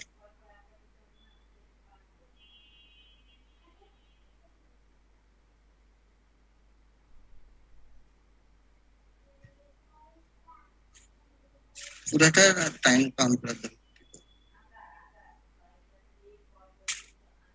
না, এই টাইমে দেখেন আমাদের 60 ml ড্রপিং টাইম লাগছে হচ্ছে 60 ml ড্রপিং হয়ে গেছে। এখন আমরা বন্ধ করে দিলাম, বন্ধ করে দিয়ে দেখি আমার কতটুকু টাইম লাগছে। আমাদের সময় লাগছে হচ্ছে 8 মিনিট 56 সেকেন্ড, প্রায় 57 সেকেন্ড, 8 মিনিট 57 সেকেন্ড। এই কাইনেমেটিক ভিসিসিটি যে সূত্র আছে এখানে দেখেন টি লেখা আছে, এই টি এর মধ্যে যদি এই সময়টা আমি বসিয়ে দিই সেকেন্ডে, তখন আমি কাইনেমেটিক ভিসিসিটি পেয়ে যাব। আর কাইনেমেটিক ভিসিসিটি যদি পাই, এখান থেকে আমরা এসি নাম্বারটা বের করে নিতে পারবো। এই অয়েলটার এসি নাম্বার কত, এখানে দেখেন এটা হচ্ছে কাইনেমেটিক ভিসিসিটি, এটা হচ্ছে সময়টা। আমরা যেই সময়টা নিলাম সেই সময়টা আমি যদি সেকেন্ডে নেই, সেই সময়টা হচ্ছে এইটা। আর এই পাশে যেটা দেওয়া আছে এটা হচ্ছে টেম্পারেচার। আমরা 40 ডিগ্রি সেলসিয়াস দিছি, আপনারা ফারেনহাইট করে নেবেন। ফারেনহাইটে যা আছে, আমি যদি ফারেনহাইটে এটা এদিকে টানি আর এই লাইনটা এদিকে টানি, যে পয়েন্টে আসবে এখানে দেখেন এসি 10, 20, 40, 50, 60 লেখা আছে। যে পয়েন্টে যে আইসা এই রেখার যে পয়েন্টে আইসা মিলিত হবে, এই অয়েলটা হচ্ছে সেই পয়েন্টের এসি নাম্বার।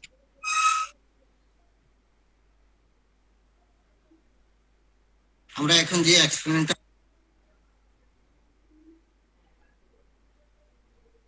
আচ্ছা, এক্সপেরিমেন্টটা কি বোঝা গেছে যেটা দেখানো হলো, কিংবা কোনো মানে ডাউট? ma'am. সোজা মানে জি, মানে এক্সপেরিমেন্টটা তো সোজা। হ্যাঁ, খুবই ইজি, টাইমও বেশি লাগে না। ঠিক আছে, শুধু তোমাকে একটা 2টা অয়েল দিয়ে দেওয়া হবে। ওই ভিস্কোমিটারে তুমি 2টা অয়েলকে নিয়ে তুমি ভিসকোসিটি টেস্ট করতে পারবা। তারপর খালি এসি নাম্বারটা বের করতে হবে, কিছুই নেই। এখানে যা কিছু আছে ওই থিওরিটা বুঝিয়ে দিলাম। এখন আমাকে বলো তো, টেম্পারেচার কন্ট্রোলার দিয়ে ওখানে যে টেম্পারেচার সেট করলো না 40 ডিগ্রি সেলসিয়াসে, কেন করলো? মানে ভিসকোসিটিটা ঠিক রাখার জন্য। সেটি ঠিক রাখার জন্য? কেন? নর্মাল রুম টেম্পারেচার ভিসকোসিটি ঠিক নাই? ম্যাম কারণ এটা সিঙ্গেল গ্রেড। সিঙ্গেল গ্রেড হলে একটা সার্টেন টেম্পারেচারে হিট করতে হবে, মাল্টি গ্রেড হলে মানে টেম্পারেচারে হিট করতে হবে ইঞ্জিনের না? টেম্পারেচার মাল্টিগ্রেড ওইটা হলে তো হবে। ম্যাম ওই যে কোল্ড স্টার্ট দেওয়ার টেম্পারেচারটাও থাকতো, এটা হচ্ছে মানে একটা ফিক্সড টেম্পারেচারে গ্রেডটাও তো থাকবে, তো ওই ইঞ্জিন রান করলে এই টেম্পারেচার কাছাকাছি থাকে, এই জন্য হয়তো বা। কাইনেমেটিক ভিসকোসিটিটা কেন এখানে আসলো?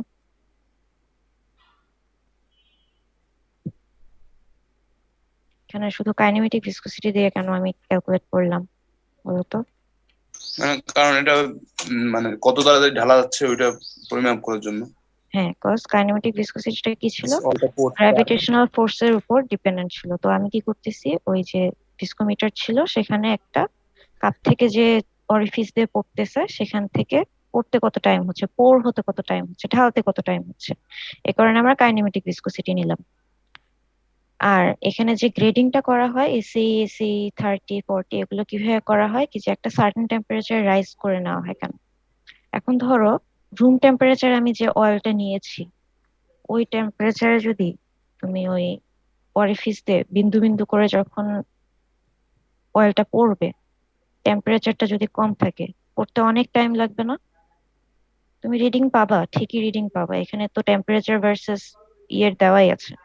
20 ডিগ্রি সেলসিয়াসে নিলা, ঘন একটা বস্তু, পড়তে অনেক টাইম লাগবে না?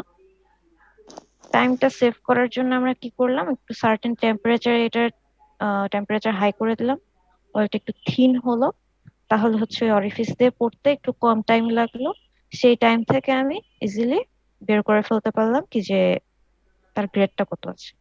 মেইনলি আমার যে সেটে টেম্পারেচার কন্ট্রোলারটা দেওয়া হয়েছে সেটার কাজই হচ্ছে অয়েলকে একটু থিন করে ফেলা, যাতে হচ্ছে একটু ফাস্ট ওখানে লিকুইডটা পড়ে, কিংবা ওই ছিদ্রটা দিয়ে লিকুইডটা পড়ে। হ্যাঁ, কেউ কিছু বলছিল? তাই তো টেম্পারেচার আরো বেশি হলে আরো ভালো। হ্যাঁ, এখানে হচ্ছে 40 থেকে 100 ডিগ্রি সেলসিয়াস পর্যন্ত তুমি ইনক্রিজ করতে পারো টেম্পারেচার। এখানে আমরা 40°C পর্যন্ত ইনক্রিজ করেছি, বিকজ 40তেই দেখেছো কি যে 20 মিনিট পর অয়েলটা গরম হয়েছে, তারপর আমি এক্সপেরিমেন্টটা করেছি। তোমরা ল্যাবে করতে গেলে কি করতে হতো, এই 20 মিনিট তোমাদেরকে বসে বসে ওয়েট করতে হতো, তাই না? আবার ওইটা ফোটা ফোটা যখন পড়তেছে সেটার জন্য আমাদের ওয়েট করতে হতো, টাইম কনজিউমিং ছিল। তো এর জন্য হচ্ছে সেটা টেম্পারেচার কন্ট্রোলারটা ইউজ করা হয়।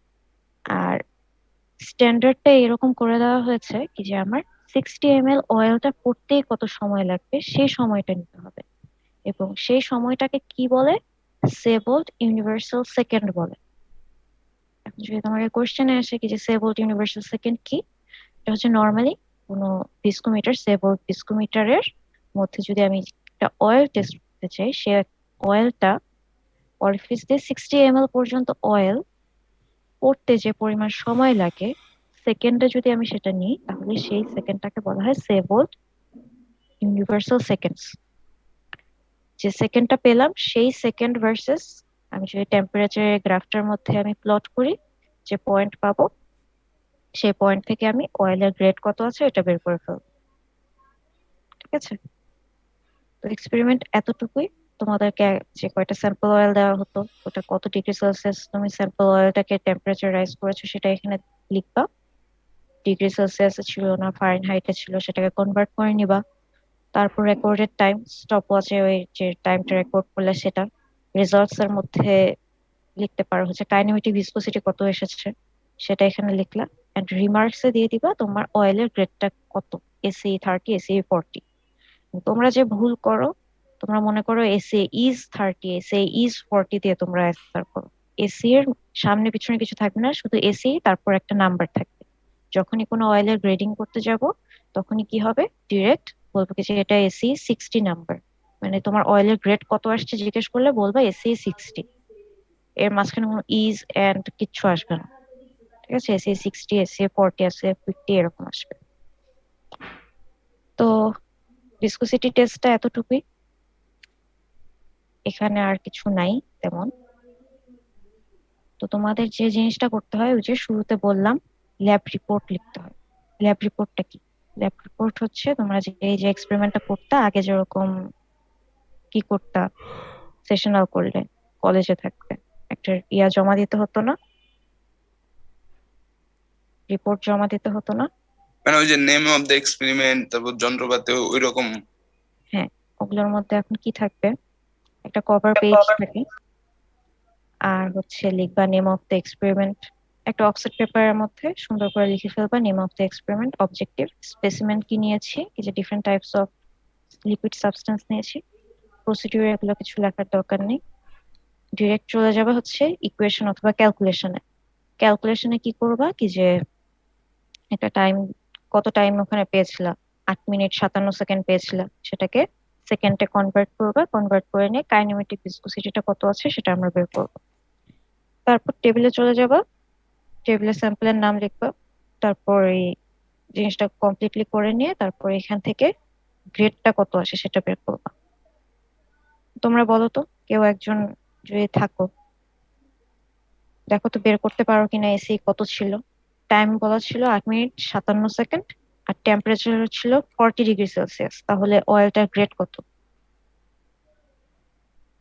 40°কে যদি ফারেনহাইটে নাও কত আসে? একজন করে ফেলো তো, চেকো। 104°F। তাহলে এখান থেকে এখানে আছে 100, এখানে 104। আর যখন 108কে আমি 108কে বলি 8 মিনিট 57 সেকেন্ডকে আমি ইউনিভার্সাল সেবোল্ট সেকেন্ডে যদি নিয়ে যাই, পুরোটাই হচ্ছে সেবোল্ট সেকেন্ডে থাকবে, তখন কত সেকেন্ড হয়? 537। 537। তো এখানে কত আছে, এখানে 500, তার মানে এর থেকে একটু উপরে। এখান থেকে যখন আমি সামনের দিকে যাব, গ্রেডিংটা কত আসতেছে এখানে? এসি 30 আসতেছে। তার মানে আমাদেরকে যে অয়েলটা দেওয়া হয়েছিল সেটা হচ্ছে এসি 30 ছিল। এরকম তোমার আরো ডিফারেন্ট টাইপস এর অয়েল দিয়ে দেওয়া থাকতে পারে, তাদের এসি কত আছে সেটা আমাদের মেজার করতে হবে। ঠিক আছে, কিংবা তোমাদেরকে পরীক্ষাতেও এরকম গ্রাফ দিয়ে দিলাম, দিয়ে দেওয়ার পর তোমাদেরকে ধরো বলে দেওয়া হলো যে এত ডিগ্রি সেলসিয়াস যখন আমি নিয়েছিলাম তখন এত সময় লেগেছিল, তাহলে তুমি সেখান থেকে এই অয়েলটা গ্রেডিং কত সেটা তুমি বের করে ফেলবা। ইজি না? জি ম্যাডাম, গ্রাফটা কি দেওয়াই হবে, আঁকা লাগবে না নাকি? দেওয়া থাকবে, এটা আঁকতে হবে না, নিজেরা কেন আঁকতে হবে, খালি ফাইন্ড আউট করতে হবে।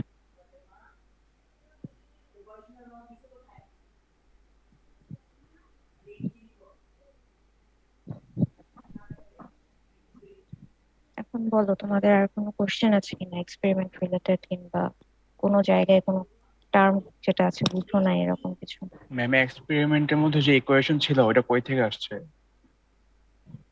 ওটা হচ্ছে একটা স্ট্যান্ডার্ড ধরে নেওয়া হয়েছে, এক এক ধরনের সেভাল ডিস্কোমিটারের জন্য এক এক রকমের ইকুয়েশন থাকে। ওইটা মেইনলি এসেছে হচ্ছে আমাদের যে সেভাল ডিস্কোমিটার অরিফিস বলতেছি, অরিফিসের ডায়ামিটারের উপর ডিপেন্ড করে নিয়ে এক একটা ডিস্কোমিটারের জন্য এক একটা ইকুয়েশন দিয়ে দেওয়া থাকে। তোমার যখন ম্যানুয়ালটা দিবে ওরা বলে দিবে কি যে এখানে যদি আপনি এই ইকুয়েশনের মধ্যে এই টাইমটা আপনি বসিয়ে দেন তাহলে আপনি ডাইরেক্ট কাইনেমেটিক ভিসকসিটি এটা পাচ্ছেন। ওই অরিফিসটা 10 mm এর হতে পারে, 4 mm এর হতে পারে। তো ওই অরিফিসের উপর বেস করে কয়েকটা ইকুয়েশন ওই ম্যানুফ্যাকচারাররাই হচ্ছে বানিয়ে ফেলে। তো ওই ইকুয়েশন গুলো দিয়ে দেয়, সেটার মধ্যে বসে। তো আমরা যে ভিস্কোমিটারটা ইউজ করেছি তার অরিফিসের ডায়ামিটারটা ছিল 10 mm, এ কারণে হচ্ছে আমরা এই ইকুয়েশনটা ইউজ করেছি। যখন ওইটার ডায়ামিটার 4 mm হতো তখন ওই 0.22t দিয়ে ইকুয়েশনটা করা হতো না, তখন ইকুয়েশনটা ডিফারেন্ট হতো।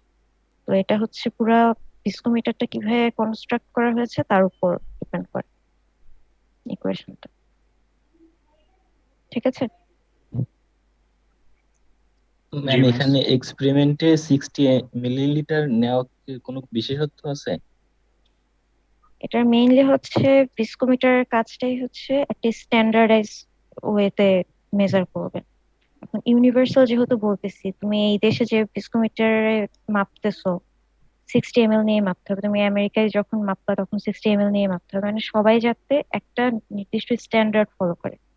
এই কারণেই হচ্ছে একটা স্ট্যান্ডার্ড ধরে দিয়েছে, যে অর্গানাইজেশনটা এরকম সেট করেছে, সে বলে দিয়েছে কি যে তোমার 60 ml পর্যন্ত নিতে হবে। যখন ভিস্কোমিটার বলে দেওয়া থাকবে তুমি 60 ml পর্যন্ত নিবা। তারপর তা না হলে দেখা যেত এক একজন এক এক ml নিচ্ছে, তখন তার জন্য আমার আলাদা করে আসবো কয়েকটা চার্ট করা লাগতো, কি যে 40 ml এর জন্য কতক্ষণ সময় লাগতেছে তার জন্য আরেকটা চার্ট, 60 ml এর জন্য, 80 ml এর জন্য আলাদা আলাদা অনেকগুলো চার্ট লাগতো। তো যারা স্ট্যান্ডার্ডাইজ এর অর্গানাইজেশন যারা আছে তারা ওইভাবেই আর কি চার্ট গুলো দিয়ে দিয়েছে যে 60 ml অয়েলটাই আমার পোর করতে হবে, ঢালতে হবে, সেটার উপর বেস করে মানে একটা স্ট্যান্ডার্ড ফিক্স করে দিয়েছে এরকম। ম্যাডাম ল্যাব রিপোর্টে কি প্রসিডিউর লিখতে হবে না? প্রসিডিউর লেখার দরকার নেই, তোমরা হচ্ছে ডিসকাশনে একটু ডিসকাস করতে পারো। ঠিক আছে? ডিসকাশনে যেটা হতে পারে কি যে তোমরা যখন এখানে জাস্ট একটা অয়েলের এক্সপেরিমেন্ট দেখানো হয়েছে কি যে একটা অয়েলের গ্রেড কত বের হয়। এখন ধরো কি যে এখানে কয়েকটা অয়েল দিয়ে দেওয়া হলো, দুইটা অয়েলের একসাথে নিচ্ছ রিডিং, তখন দেখলা কি যে তুমি যখন গ্রাফে দিচ্ছ SE30 কিংবা SE40-র উপরেই কোনো পয়েন্ট নিতে পারছো না। এটার রিজন হতে পারে ওই যে তুমি স্টপ ওয়াচটা অন অফ করতে একটু ডিলে করছো, কিংবা হচ্ছে 60 ml এর যে কয়েক ফোঁটা বেশি পরিমাণ নিয়ে ফেলছো, এই কারণে হচ্ছে টাইমটা ওইরকম বেশি আসছে। এগুলার জন্য কিছু যদি ইরর থাকে, এই ইরর গুলো হচ্ছে ডিসকাশনে পয়েন্ট আকারে ডিসকাস করবা। তো ল্যাব শিটের মধ্যে যে জিনিসগুলো দেখাচ্ছিলাম, তাহলে কি করবা, রেজাল্ট ক্যালকুলেশন দেখাবা, দেখানোর পর লাস্টে যে জিনিসটা থাকবে রেজাল্ট তো দেখাবা, দেখানোর পরে হচ্ছে আমরা ডিসকাশন লিখবো। ডিসকাশনে কি লিখতে হয়, ডিসকাশনটা হচ্ছে তোমার যে কোনো এক্সপেরিমেন্ট, তোমরা ফিজিক্স করো, কেমিস্ট্রি বলো, আর সামনের দিকে যে সেশন গুলো করবা সবগুলোর মধ্যে দেখবে যে ডিসকাশন লিখতে বলবে। ডিসকাশন হচ্ছে তুমি একটা এক্সপেরিমেন্ট করতে গিয়ে কি কি ইরর এসেছে কিংবা কিসের জন্য ইরর এসেছে সেগুলো নিয়ে ডিসকাস করবা। ম্যাম আমরা তো করতেই পারলাম না, এখন ডিসকাশন কি লিখবো? সেটাই এখন জেনে রাখো, যখন যদি কখন ইন ফিউচার পসিবল হয় তখন ইয়া করবো। এখন জাস্ট কিছু একটা লিখে দিবা কি যে আমার প্রসিডিউরটার মধ্যেই কিছু কিছু ডিসকাশন লিখে দিবা কি যে এটা হলে এটা হতে পারতো এরকম। এই আর আমি এমনি কোনো অ্যাসাইনমেন্ট দিচ্ছি না, বাট তোমরা থিওরি থেকে নিজেরা আর কি দেখে নিতে পারো কোশ্চেন গুলো, ওগুলো লিখে দেওয়ার দরকার নেই। তো যা পড়ালাম ওগুলো হচ্ছে কুইজের মধ্যে আসতে পারে এরকম, ঠিক আছে? আর ভিসকোসিটি রিলেটেড যদি ধরো কোনো ম্যাথ থাকে, ম্যাথ করতে পারবা না? কোনো যদি ম্যাথ ইয়া করা থাকে, নিউটনস ল অফ ভিসকোসিটির যে ইকুয়েশনটা আছে, ম্যাথ তো পারার কথা। ওই যে মিউ বাই হ্যাঁ হ্যাঁ, ইটা, মানে সরি ইটা বলে রো। ওটা হচ্ছে কাইনেমেটিক ভিসকোসিটির ম্যাথ। তারপর হচ্ছে এমনি হচ্ছে নিউটনস ল অফ ভিসকোসিটি আসতে পারে, ডাইনামিক ভিসকোসিটি বের করতে বলতে হতে পারে, এরকম কুইজে যদি আসে আর কি।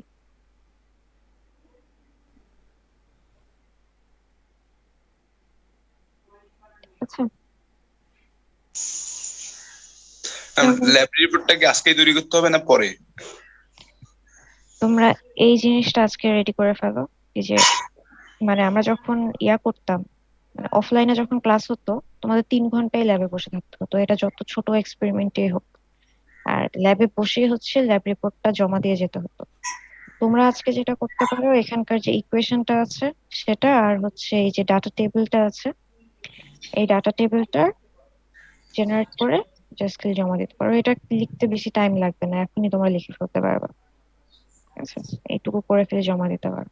এখানে মাত্র একটা অয়েল নিয়ে করা হয়েছে, বাট নর্মালি করলে হয়তো 2-3টা অয়েল নিয়ে করা হতো, তখন আর কি ইজি হতো টেবিলটা বানাতে। ম্যাডাম রিডিং কি বসাবো? রিডিং এর মধ্যে এই যে স্যাম্পলের নেম, এটা কি ছিল, একটা অয়েল ছিল। তারপর হচ্ছে টেম্পারেচার, কত ডিগ্রি টেম্পারেচার ছিল, 40°C। রেকর্ডেড টাইম সেকেন্ডে নিবা, 5:37। আর রেজাল্টটা কত ছিল, রেজাল্ট হচ্ছে কাইনেমেটিক ভিসকোসিটির মধ্যে বসিয়ে দিবা সেটা, আর রিমার্কস লিখে দিবা এসি কত আসছে, এসি 30 আসছে, শেষ। অনেক ছোট।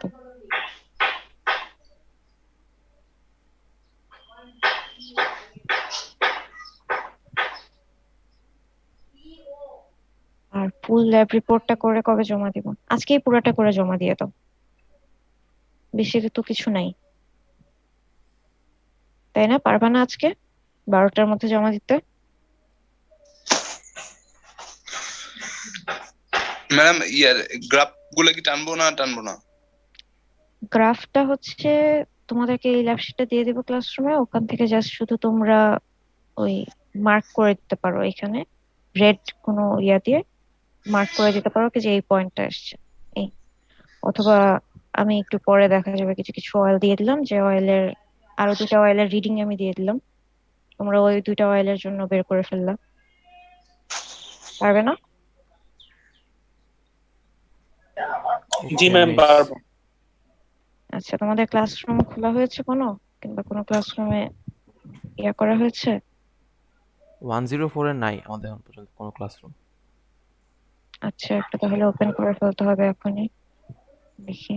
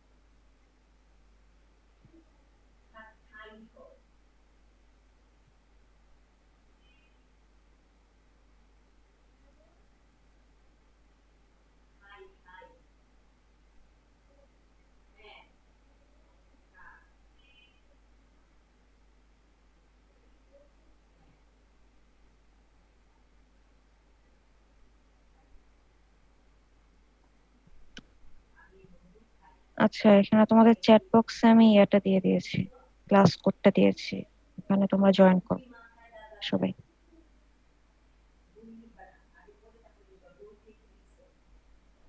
তোমরা সবাই অ্যাটেন্ডেন্স দিয়েছো, এখানে রোল নাম্বার লিখেছো সবাই?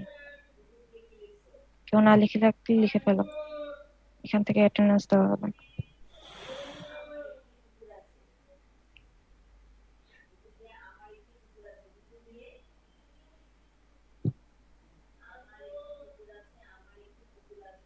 মিস, আচ্ছা আমরা কি এখন যে ল্যাব রিপোর্টটা জমা দেবো এটার মধ্যে কি প্রসিডিওরটা সহ লিখবো, তাই না?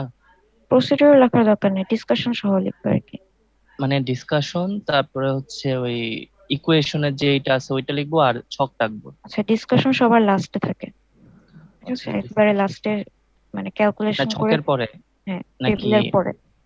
আচ্ছা, টেবিলের পরে। আর ডিসকাশনটাতে মিস কি কি লিখবো, মানে ওই যে এইগুলা যে সমস্যাগুলা হলে আর কি কি কি সমস্যা হতে পারে এগুলাই? হ্যাঁ হ্যাঁ, এগুলো। তারপর কি কি প্রবলেম হতে পারতো, এখানে ধরো দুইটা তুমি অয়েল নিতা, তখন কি হতে পারতো, ঠিক আছে? তারপর টেম্পারেচার কন্ট্রোলারটা কেন ইউজ করছো এটা তুমি ডিসকাস করতে পারো। ডিসকাশনের মেইন কারণই হচ্ছে কি যে তুমি টোটাল রিপোর্টটা তোমার ভিউ থেকে ডিসকাস করবা, কি যে এই জিনিস তুমি নিজে দেখেছো, এই জিনিস তুমি নতুন জানলা, এই জিনিস নিয়ে ডিসকাস করা। এখন এখানে ইরোর